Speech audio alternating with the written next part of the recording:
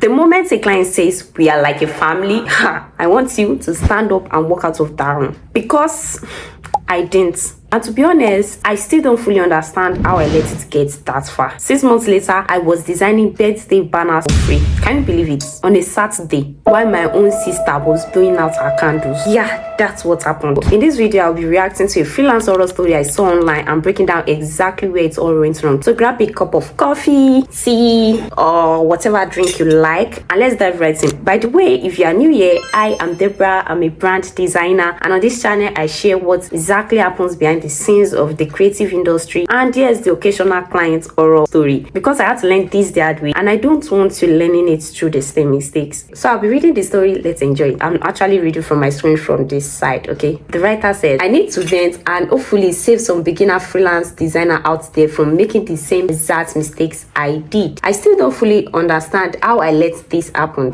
What happened?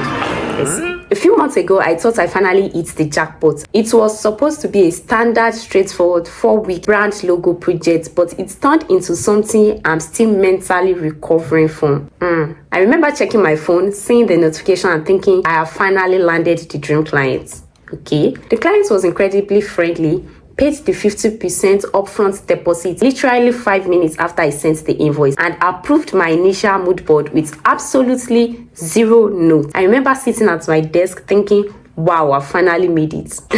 Okay, let's stop right there, because this is the most dangerous phase of any freelance project, which I call the honeymoon phase. You know that moment when a client pays instantly and approves everything with zero notes, your brain releases a dopamine and you think, wow, they really trust me. But then there are actually reasons why clients are doing this. Sometimes they are not necessarily being nice. They could just be in a hurry, or they don't actually know what they want yet, or future chaos disguised as easy clients. But let's continue reading. During our initial discovery call, the founder looked at me through the screen and said the 5 most dangerous words in freelancing, which is, we are like a family here. Oh my god, if you've been in the freelance game for a while, you understand why this is dangerous. At the time, it felt cozy and supportive. I didn't realize that in corporate speak, family meant something totally different. I happily handed over my personal number, thinking it would keep communication smooth and modern. Hey, stop right there. If a client says we are like a family here, this is a classic boundary blurring statement. Oftentimes, what they are actually setting up is an environment where professional boundaries doesn't exist. For example, in real families, you do favors for free. You forgive people when they disrespect your time. But in business, family is a code for we expect unconditional love, zero boundaries, and a massive discount. And the second mistake this person did was handing over your personal number. I mean, the moment you give a client your personal phone number, you have implicitly told them that you have 24/7 access to your brain. Never use personal messaging apps for business. You can use Slack, email, or have a separate phone number for business. Set up your communication boundaries on day 1. Tell them, I respond to all communications within 24 hours, Monday through Friday, between maybe like 9 a.m. and 5 p.m. If they text you outside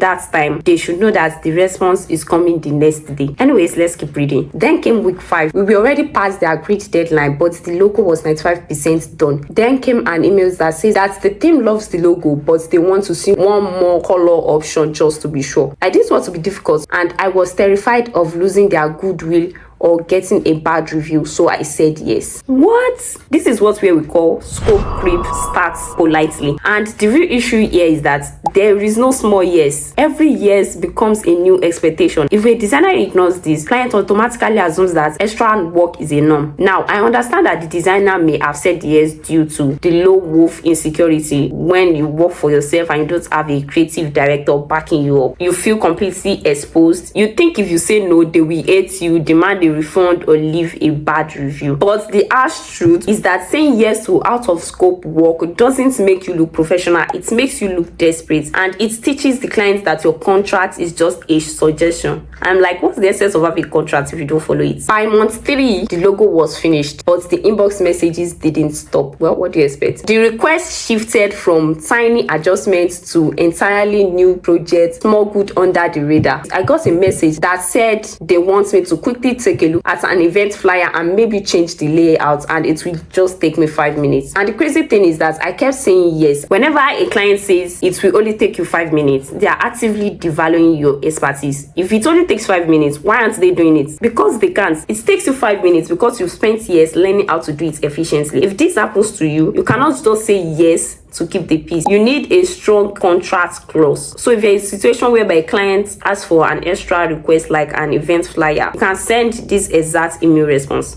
Feel free to pause and take a screenshot. And if you look at it, you notice that it's incredibly polite and it sets a hard boundary. So clients know that new work equals new invoice. Then my phone became a source of constant anxiety. Casual WhatsApp message began bleeding past office hours, slowly turning into 11 p.m. pings on a Friday night. I couldn't sleep. Every vibration of my phone felt like a personal attack. I was so drained from doing unbilled invisible labor for them that my actual paying clients began to sleep. I was stressed, losing sleep, and constantly anxious. The absolute breaking point came on a Saturday afternoon. I was celebrating my sister's birthday, trying to finally unplug and be present with my family. My phone started blowing up. 3 missed calls followed by a WhatsApp paragraph. Hello, we need a custom birthday banner designed for our cousin's birthday tomorrow. I sent the text to your email. We need the print ready vector file in the next 2 hours. Thanks, you're a lifesaver. If urgency is not defined in the contract, clients will invent urgency whenever it benefits them. And notice something crucial here. They did as they instructed. Why did the clients feel comfortable doing this? Because this particular designer had trained them to think it was okay. By replying to 11 p.m. Friday text, the designer already gave the clients the impression that I'm awake, I'm always available, and clients will push you as far as you let them. If you don't draw the line, they will cross it every single time. That's how sometimes burnout starts from not workload but constant accessibility. I stared at my screen in absolute disbelief. I was being treated as an on-call digital servant. I replied politely, explaining that I was away from my laptop celebrating a family birthday and it was outside our contract scope. All right, that's a good one. The client's response was like, we have treated you like family. We paid your deposit instantly. Disappointed you aren't willing to step up when the team needs you. What?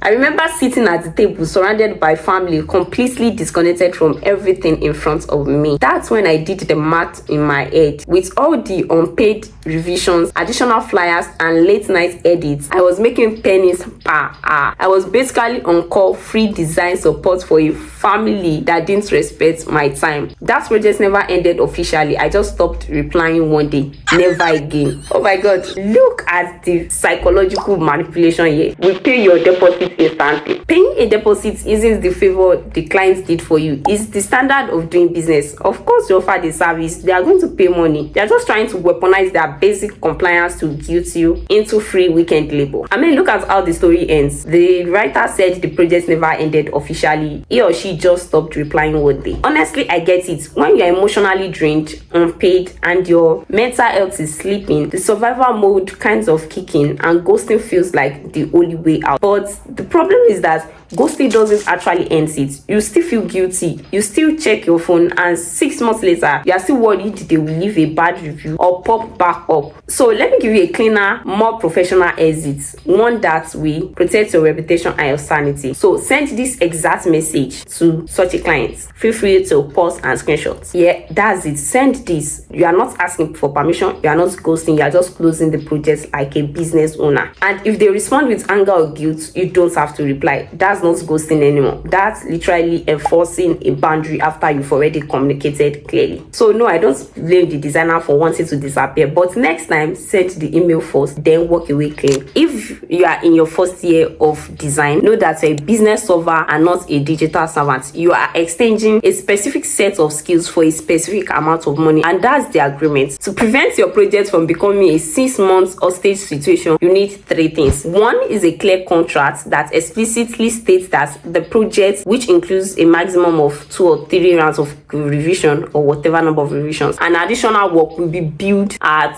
a per deliverable rate or an hourly rate, whichever works for you. The second thing you need is strict communication channels. Keep clients off your personal phone. Turn off notifications after your closing hour. And the third thing you need is an onboarding process. Tell them exactly how the project flows so they know what to expect. I want to hear from you. What is the most unhinged, crazy request a client has ever sent to you? Drop it in the comments below. I might read it in my next video. Don't forget to give this video a thumbs up and subscribe. Thanks for watching, and I'll see you in the next one.